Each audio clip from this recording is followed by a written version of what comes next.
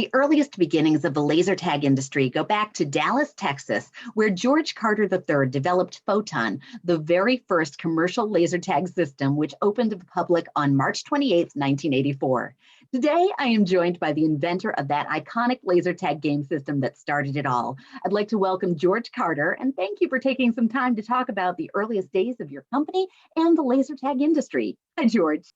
Hi, Lori. How you doing? Very good. Now, why don't we begin with, could you tell me a little bit about yourself, your background, and what led you to work in the development of the very first laser tag, Photon? Well, my background was I was always in the amusement industry. I started with go-kart tracks early on, and being around the amusement industry, I was always looking for good ideas. And when I was watching Star Wars for the first time, it really looked like a fun game. It looked like the game we played as kids, the Cowboys and Indians type thing. And I wondered if there's a way to do that. That was in 1977, I believe. I saw the movie. And I checked into it, and the technology just wasn't up to it at that point. So I just put the idea aside for a while and got into a Grand Prix racetrack business and was doing that in Dallas. And then when that business was sold, I started to look at the idea again. So that's when I started getting serious about it and checked into it, and sure enough, the technology had improved, barely enough to be able to do something with it. So Star Wars was really the influence for the whole concept of Photon. Sure, that scene where they're running up and down the hallways of the ship and shooting over their shoulder and being shot at it, that looked like fun. I mean, and I thought that you'd have to get some sort of a game context, and you'd have to keep score. And my first thought was, well, we'll make it competitive. We'll keep score, and that's makes it a form of a sport then when you do it that way. Now, how did you begin the initial development of the Photon system? I don't have an electronics background. My college schooling was mechanical engineering, and I think I had a couple of real basic courses with electricity, and I had a lot of physics courses, so I kind of understood how it has to work, and I had a general knowledge, but no specific training on electronics whatsoever. So I found somebody here in Dallas that was adept at both writing software code and doing the hardware part. He could do circuits and do all that part of it also. So, and Dallas was a great place to be because we had I think we were kind of the telecom headquarters of the world back in the 80s. So we had a lot of good, talented people. Texas Instruments here, and so there was plenty of people to find to help me with it. Who were some of the other people involved in the process? Well, the guy that's on the first patent with me is the guy named James Dooley, and he was an independent developer. He did electronics and software, like I said, and that's an ideal combination because we had to program everything. There was no software to borrow from, and computers were still basically in their infancy back then. So he was great. He was really, really good for it. And then later on, we got some firms and some people that actually running businesses to manufacture and to design things. So I got other people helping later on. Excellent. So Texas really was the best place to be for getting this up and running. Well, it was also a great place to raise some initial money because Texas was really booming in the early part of the 80s. And like I said, I'd come here to do a Grand Prix racetrack. And the reason it ended so soon is because the property became so valuable. It was more valuable than operating the racetrack. So things were great here in the early 80s, and that kind of led to the downfall of that decade later because of remember the savings and loan scandal and all the things that happened with that. Well, this was kind of the heart of it right here. There was all this condo flipping and all that sort of thing was going on. But early on, there was plenty of people that had money to invest in something that was, that appeared to be risky. Now, you developed Photon using reverse IR, and I wonder if you could speak to how you came upon that idea and what were the reasons for going with reverse IR as opposed to forward IR? Well, we had a very limited budget, and if you're going to do any kind of forward IR, I realized you'd have to do some lensing, and you'd have to develop lenses, and it just seemed like an extra task I would have to do, so I started thinking about other ways to do it. And I don't remember exactly how I came on to the idea, but using the phaser to emit is the way it's normally done. So we reversed that and had the helmets and the pod that the players wore be emitting the signal, and then the phaser would pick up that signal when you pointed in that direction. So our lensing consisted of a long, narrow tube, and you could change the effective field of view by changing the length of that tube. Really easy and cheap to adjust. So you could make it shoot like a shotgun or like a pistol. You could have either effect. So we kind of compromised, and you make the so-called bullets any size you want them to be. And of course, we never said bullet or shoot or anything like that. So. Yes, I know that right from the start, there was a specific fantasy game terminology that you adopted, favoring words like zap and phaser. What was the reasoning for implementing this kind of vocabulary into the game? Well, our theming was science fiction, and in the early '80s, science fiction was the genre going on in movies, and everybody, E.T. and all that kind of movies were around after Star Wars. So that was a good theme to use to start with. And then also putting it in a fantasy world like that, then you can get away from the shooting guns part of it. And we learned early on when we were talking to various, city officials, building people, things like that, that a lot of people were opposed to guns. And that's still true today. About half the population is opposed to guns and half isn't. So we just wanted to get away from the gun thing completely. And the game didn't feel like you were shooting at somebody. It felt like tag. Hence the name laser tag that came along later. So that was the main reason. Could you talk a bit about the basics of the game and what was the process that you went through developing the game itself? Well, I wanted the game to be competitive. I knew from running go-kart tracks that when people were out there racing the go-karts, they wanted to win. They wanted to have the best times or whatever. So the Grand Prix track concept had timers, and you actually would get a time when you would come in. You go around and do a lap, and you come back, and your time would show up on a display. So everybody watching could see how good or how bad you were at driving the race car.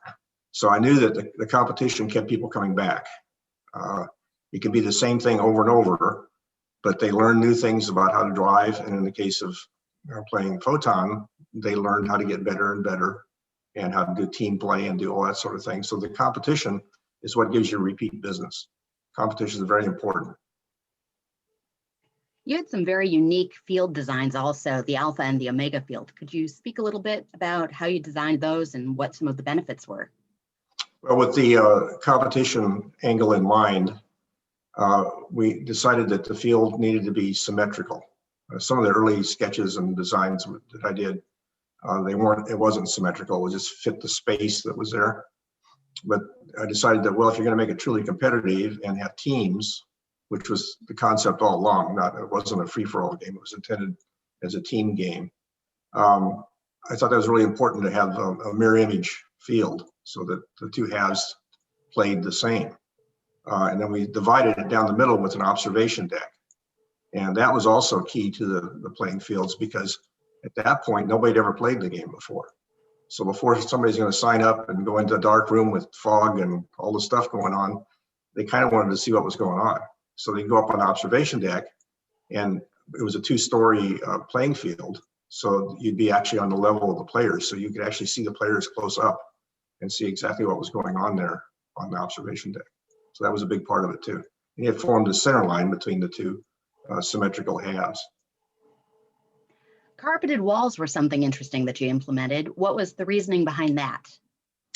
Two reasons. Well, maybe three reasons. First of all, it's a cheap way to finish a wall. So you can put up, plywood. You can't use sheetrock, and because you'd have players running into the wall and they would have damaged sheetrock. So we used plywood, and then it doesn't have a very nice finish. But the carpet looked great, and it also serves as a pad to a certain degree. And the other thing, it doesn't allow IR to bounce around. So everything we had in there was carpeted like that. And it also helps for the sound effects. We had a big music system for background music in there, and that also gave us a good sound studio, so to speak. I understand that there's a Faraday cage style that has to be in place to make all the pieces work. Could you talk about that a bit? Yeah, Faraday cage is basically a structure that keeps radio waves in or out. And back in the 80s, we were required to use a hobby frequency. It's the same thing you'd fly a model airplane with, or similar to what a garage door opener would work on. And the rule is that you had to accept any outside interference and couldn't complain about it. But you're not allowed to emit any interference to other people's. Otherwise, we didn't want the garage doors in the neighborhood opening and closing all the time. So a Faraday cage can be, because of the frequency of the radio wave, we found out that chicken wire was perfectly acceptable. So we lined the entire walls of the place and grounded it to electrical ground. And that effectively kept outside radio waves out and kept ours in. And once again, because of the carpet, we covered that up for the first 6 feet on the walls. So the Faraday cage worked great. What do you think made Photon such an immersive experience? Well, that was the whole goal. I just felt strongly that you have to get people to, I guess they call it suspend disbelief, and really get into the game. And it felt like you were on a different planet when you went in there the first few times. And even later, walking around in there with the music in the background and the fog, and it was just kind of an eerie feeling. And you've heard the music, and you know that the music with this kind of new wave certainly sounded like it could be a science fiction background. And it just really felt like you could be somewhere other than on planet Earth. What else can you tell me about the music and the soundtrack that you would hear inside a Photon arena? On my previous business, I told you about the Grand Prix racetrack. A lot of our investors were members of Fleetwood Mac, and one of them was one of their producers and was a really good sound guy. He knew a lot about producing sounds of any kind, not just music. So I got with him. His name is Ken Calais, and I got with him and went over to a sound studio in Los Angeles, and he started composing this music using a guy there. His name was Gary Chang, who was actually the guy that played the synthesizer that they composed all this on. And this was back in the day when what's called a MIDI was just first used. It's a musical device that it's all digitized everything now, but this was all kind of cutting edge back then to be able to do this. And going to Los Angeles to do this, that's the movie industry. So we were going in the studios where movies and records and everything like that were produced. So they had all the right tools to get it done. And Ken did a great job of producing it and getting it out for us. So we had, I think we had about 8 different cuts that were all different from one another. And the players would learn to recognize that they would come up randomly from game to game. And the players got so they recognized it, and they would even say, well, when so-and-so comes up in the music, then do so-and-so.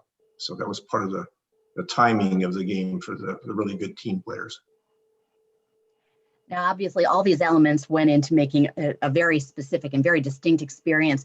When somebody walked into a Photon Center, what would they expect to happen, and what was the environment like? Well, I don't know what to expect, but we walked in, we made our lobbies look fairly modern, high-tech, hard surfaces and kind of high-tech looking finishes. And then you had the staging room where you'd suit up. I guess they call it a vesting room now. We had that totally visible. And then, like I said, you could go up on the observation deck, go up the stairway to the observation deck and see what was going on there. So they got a pretty good idea of what they were in for. And the other thing I did is that when you exited the game, I made sure they're exiting parallel or adjacent to the people that were suiting up. So they come out laughing and slapping each other on the back and look, and we had a scoreboard right there, a video screen. They look up and see the scores. And so you had all that enthusiasm coming in off the field. And so that really helped the people that were going in. You got them all fired up for the game also. Very smart. Where did the name Photon come from? That was our second choice. Our first choice was laser tag. But our trademark attorney said, no, you shouldn't use that. You'll never get a trade name on it because it's too descriptive. So photon's a particle of light. And it was just seemed appropriate because all based on invisible light beam. So the name just stuck. So once you had all these elements in place, what were some of the challenges that you faced getting Photon up and running in the first place? Well, I think the biggest challenge was extremely tight budget. We built the whole place for well over $300,000, including developing all the equipment and then building the arena. So it was a real tight budget. We made a lot of stuff. We kind of homemade things initially to get it done. And you had to build everything. There was just nothing that we had you could get off the shelf.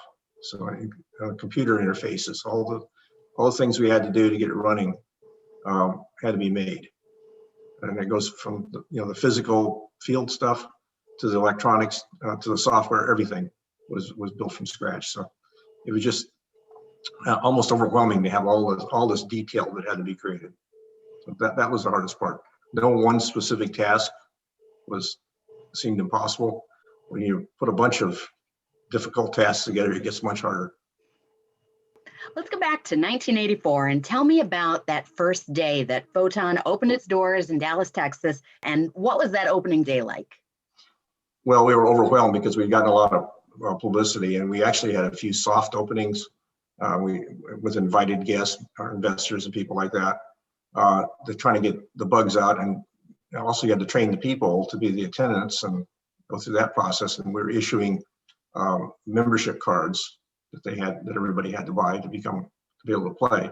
So we had to go through a little bit of learning curve like that. So the 28th, on the day that we opened it to the public, it was just lined up outdoors because we'd had all this local publicity. At that point, we hadn't gotten too much national publicity, but we had a lot of local publicity.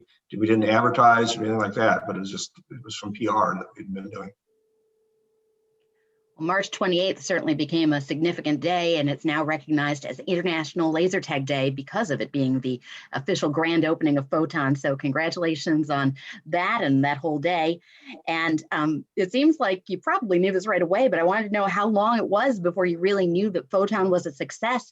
And was there a particular moment that you looked at it and you identified what was happening and said, boy, we really did it? Almost immediately, and then I realized that, well, this initial equipment wasn't good enough. It was prototype-ish. There's a lot of hand-formed pieces. The way the circuit boards were attached inside the pods wasn't correct. I mean, things we had to cut corners on and get something to work. So it worked pretty well, but it didn't completely work at first. But nobody noticed because of all the music and all the background and all the activity going on. It was still fun to play. So that's the point where I hired some more professional type engineers and hired a company to build this thing properly. And we knew how to initially. We just didn't have the budget or the time to do it initially. So I thought, well, we better get busy because this is going to be like this all the time with people coming in around the clock. So, what would you say were some of the key components to Photon's success? Well, the game itself. I mean, it's just an inherently fun game. And another thing is that my marketing staff did an excellent job of getting PR. And we had a couple of good lucky breaks too. We had the Republican National Convention was in town in '84. So we had a bunch of them bust out to the place to play and observe. And we got national publicity, got on ABC and CBS and NBC. So that helped a lot. And then we just started getting all kinds of national coverage, and that ended up, well, in the end, but one of the big things was getting the interview by John Stossel on 2020. And that's back in the day when a TV show like that would have a 25 million viewership. So it was a big deal. And our phone rang off the hook for weeks after that, people wanting to get involved in it. Now, that interview with John Stossel, certainly very influential, and people can still see it on YouTube today. What did you think when you heard that they were coming down? Did the piece turn out as you had anticipated? We were afraid that it was going to be some sort of a hit piece because we were still getting criticism about giving kids guns, and even though they were phasers and we weren't shooting any particle out of it other than a massless photon. So the big thing, was to try to get that across. And I was afraid that when Stossel came out, that they were going to ask these tough questions about, about guns and all that sort of thing. And he admitted later that that was the idea coming in, but he didn't do it because the players were so good about the interviews they did, and he played it himself and actually said on air that he didn't feel like any kind of anger or anything afterwards. And Hugh Downs, who's one of the hosts on that, made the comment, well, I have a little bit of a problem of having something that looks like a gun in the hands, but it looks like everybody had fun. So it came out to be a great positive piece, even though initially we're pretty sure they were going to do a hatchet job or try to. Now, once you got the first center up and running, what came next? Well, we wanted to expand. And banks were calling this a fad, even though we were doing great. We were positive cash flow at the center from day one. So we were doing great. Everything was going along just fine, but we couldn't raise any more money. So we decided, how are we going to get bigger? How are we going to expand this thing? Because the cash flow would take a while to build up enough to build the second center. It needed a form of financing, and it just wasn't available. They flat turned us down on that. So we decided to franchise. It turned out to be, a bad business model, but it did allow us to get bigger and to expand. So that was the very next thing we did, is get all the franchises going. When Photon was at its peak of popularity, how many centers were operating at that point? I think it was 45 or 46, somewhere in that neighborhood. And then we had 3 company-owned stores. We had the original one in Dallas. We had one in downtown Dallas, which was a scaled down unit called a Starbase. And then we had our big center that we built in Orange County, California. Did you have a favorite center that you opened or that you saw? Well, the one that did the best, and I think we did the best job on, was the one in California. That thing immediately paid for itself within a year. It was phenomenal what it did. And then also that opened up the opportunity to get some other kinds of financing later on. So that was my favorite from a business standpoint. And then we had a bunch of rogue franchisees who would build these spectacular looking centers. They didn't always play great, but they looked different and nice. Were there any really unusual ones that come to mind? Wildwood, New Jersey. I never went there, but I heard all about it all the time. It was multi-level, and it had a lot of features. And then the one in Japan was really different. And I actually went over there for their opening, and it wasn't anything like our drawings or what we proposed. So they looked great. They didn't always play as well as the standard fields played. What was the greatest highlight or achievement for your company? I like just surviving the opening and getting it to actually making a business out of it. And had we not run into some bad timing with the stock market when it crashed, we would have gotten enough funding to build out, the rest of Dallas and all of Southern California. So we had some bad timing at the wrong time, which hurt.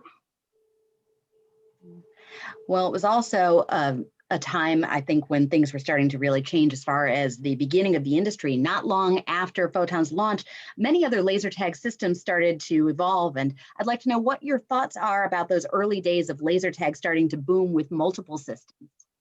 Yeah, I was kind of surprised. A lot of them were very basic, and they didn't have the theatrical immersion that we did. There were a few.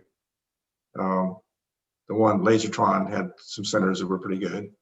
But there's a whole lot of these, we call them flashlight photons, where they throw up a little, few barriers and not even have any real scoring. I mean, it was a primitive form of scoring, and you didn't have a radio communication, so they were just doing the scoring on the phasers themselves.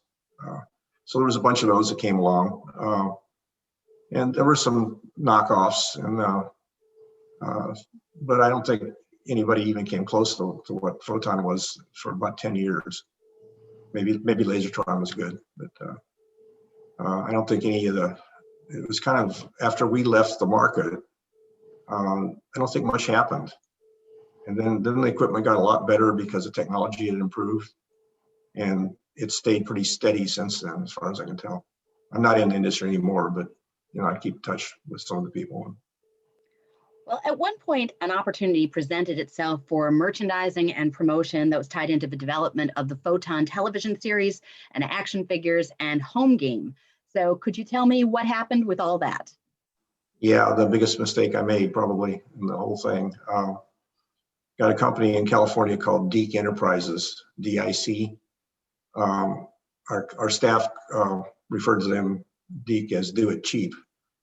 They were going to do a cartoon show based on Photon, and they didn't have the budget to do it right, so they ended up doing a live action show, which was, in my opinion, so bad that it was good. It was funny, but at the time it didn't seem that way. And then the other thing that happened is that this company went to a toy company, LJN Toys, and we went to Toy Fair in New York in February of, I think it was 80, that would have been 85 or 86, and went to Toy Fair. But by Christmas season, somebody had knocked us off. Worlds of Wonder came out with the laser tag toys.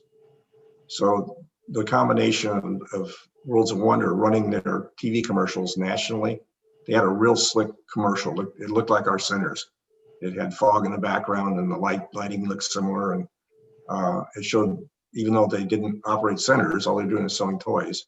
It was a great looking commercial. So LJN had to compete with that, and so they did commercials. So the airwaves were getting inundated with these toy commercials. So that changed the perception of laser tag at that point. It became a kid's game at that point, because we're talking about selling to 8 and 10-year-old kids, and it took the emphasis away from the arena play. And initially, the arena play was the young 20s group. It was teenagers clear up to 30 were the ones that would play it regularly and play it competitively. And that all changed very quickly after all these commercials came on the air. So it was, looking back on it, was a mistake. It was, although we made quite a bit of money off of the royalties and all that, but it actually hurt the overall image. At what point in the timeline did that happen? And could you give me an overview of the company timeline start to finish? Well, that happened, laser tag and Photon toys were the #1 boys category in the Christmas of 1986. And then we started seeing a change in the demographic of what was coming into the stores as quickly as the following year. And then it continually went younger. We tried to compensate for it. We started instituting, birthday party groups and doing all that sort of thing to cater to that. It's not that we didn't want the younger kids coming in, but we were kind of limited to a certain extent because the equipment was heavy back then, and we had a height requirement just for safety reasons. So we were kind of limited on the real low end of it. So we did compensate for us, but it cost us a lot of those good customers that were, or new customers even coming in, that perceived it as being a child's game. And it wasn't designed that way. It was supposed to be a young adult game, competitively played, where you're allowed to run and do all those sorts of things. Well, what would you say was the turning point when the decision was made to cease operations? The turning point was, the fact that we had unfranchised, because when we tried to raise capital, we were going to go public with it. And they said that the franchise revenue stream is not stable enough, which they're right, it wasn't. We had a lot of franchisees that didn't pay their bills. So we unfranchised and cut all those guys loose, and we just had our 3 units, and we were all set to go on a public offering. We had a $12 million offering that was supposed to happen, which would give us enough money to build out, Southern California, and the Dallas area could have used a couple more centers. so that it just didn't happen because of the market crashing that same fall. What happened to the franchises? Did any of them hold out and try and continue operating? Oh, absolutely. And it's really funny because the good franchisees that followed our lead and followed the company line and chose locations and did things that we advocated, they lasted a long time.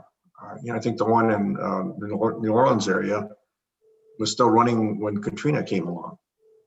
So, and the one in Chicago lasted a long time, and the one in Baltimore lasted a long time. So it was the ones that were the bad operators were gone quickly, and the better operators stayed around a long time.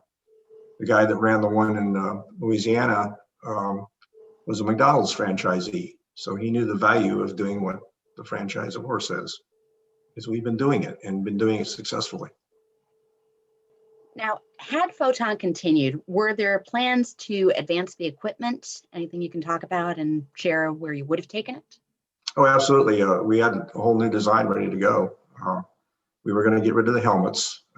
They were kind of necessary at first, but we decided that we could get rid of the helmets, go with just the chest pod and the phaser, and basically slim down everything and go with less batteries and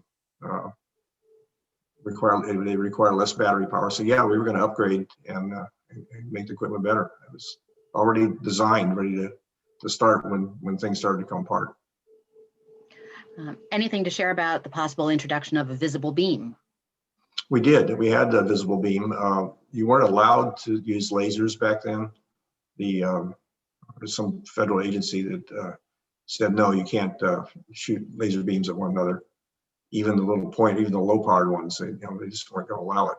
So we developed, actually it was a flash, the xenon flash type thing that was really focused, and it did show a beam when you had fog in the arena.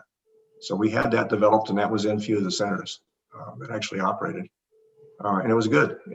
That was kind of the missing piece always, you kind of expected to see what you saw in Star Wars, where you see this bolt of red light go across. So yeah, we had that already running, and that was part of the new design, and that would be part of it. Very nice. What's your fondest memory of Photon? I think what I really liked more than anything else was when the players invented things. They invented the names, all the pseudonyms that they would use as player names. That wasn't the company did that, they came up with that. Because we had an entry terminal where everybody would come up to play. They put their card in, and then the name they would give the operator we'd have to type it in back then in the old days. The name they would give them would appear on the scoreboard. So they invented the player names. So they came up with a lot of ideas, including the competition. So the different franchises used to come and put a road trip together and gather a bunch of their players and come to Dallas and challenge the Dallas players, because we'd been operating a lot longer, so we had better players. And they would come and challenge. So that led to league play. So we got that started. That was one of the most successful things we had, was the league play. And that was fun, watching them all want to compete with one another. And it was turning into what I wanted all along, would be, the form of a sport that could be played seriously or just played for fun. And that happened prior to all the toys and all that had already occurred at that point. So I guess that's my highlight. Now, I know that you're not involved with the laser tag industry today, but just from your vantage point of observing, what do you think of the industry today and how it compares with Photon? I don't think it's changed a whole lot. The equipment's gotten a lot better. Batteries are so much lighter. The equipment is 100% more reliable than it used to be. So all that's improved, but there've been a lot of game variations and things that I've heard about and witnessed a few times. And I just don't think the basic simple game, to me, is a big thing. And the theming, has gone through different things. You had the black light arrow, and everything was these bright neon colors and all that going on. And you've had different kinds of theming. And I know there's a lot of companies now that sell the the barriers and the walls and the different things, and it gets away from the basic game if you do that. And a lot of them play free for all rather than team game. So I think they've gone away from the basic concept to some extent. I'm not totally up to date on it, but that's what I've kind of witnessed. Why do you think that laser tag continues to have such wide appeal? It's such a basic game. I'm pretty sure little cave boys and cave girls used to play tag of some sort. You know, they probably, you know, when I was a kid, we threw dirt clods at each other. And it's kind of a, you know, a kid thing that you do. And I'm sure parents didn't discourage it back then because they need them to grow up to be warriors. So I think that there's just a basic fun thing about, you know, being in combat, attacking and then being defending and going out to capture something, and you know, capture the flag was a, you know, very similar to our base game that we play. So you know, you go out and you capture dinner and then get home before a rival faction steals it from you. You know, there's a certain satisfaction to that. So I think it just goes and hits some human instincts. What do you think will be the future of the laser tag industry? Well, I'm not sure about arena laser tag and outdoor laser tag, but as you know, I'm working on a way to play it with a smartphone, and it's been kind of put on hold for the past couple of years. You know, and COVID came along, didn't help any, but it's being reinstituted now. And when I first did it, and I think you even played it with a test game that we had back several years ago. The hardware was okay then, the phones, but it really wasn't quite up to the task. And we quit developing on it at about the iPhone 7, and now they're up to 12. Well, the new phones are so much better. The sensors and the GPS and the 5G phones are incredibly fast. And, so anyway, we're back on that project again. So this will be a way to play a form of laser tag outdoors with nothing more than just the iPhone. No extra equipment, nothing else to have. So, and that's what I like to do. I like to do completely different things. I'm more into revolutionary things instead of evolutionary. So I'm looking at that as the next step. And I've gotten the .com for laser tag #2. So laser tag 2 will be the name of the game. And then there was a second version of it that we were calling Missile Strike, which I remember you were a pretty good player at that when we were doing the test game. We're going to spin it off as a totally separate game, and we've added some AR features to it, and it'll be a whole different, more traditional play on the screen type game rather than play out in real life. So it's similar to laser tag, but it's based on same concepts and some of the same technology, but it'll be a whole different kind of game. You're talking here about evolving some form based around laser tag 37 years after you invented the first one. Does it surprise you that we're still talking about it today? Yeah, a little bit, I guess. You know, that's a long time for things to happen like that. So yeah, I'm a little surprised, but it's still basic. You know, it's a real basic thing. Do you think laser tag still has a good future ahead of it? Yeah, absolutely. There were several different versions. You know, outdoor laser tag, kind of a militaristic version, is still doing okay. And I know the COVID thing really hurt a lot of the operators here this past year, but yeah, it still has a following. There's no question about it. Very good. And are there any final thoughts you'd like to share? No, not really. I just I'm gonna try to stay as active as I can and keep inventing stuff, and I'm back to laser tag for a while. Thank you for taking the time to discuss the history of Photon, the very first laser tag game system that set the stage for the laser tag industry as we know it today. My thanks again to George Carter III, inventor of Photon. Thank you, George. Thanks, Laura.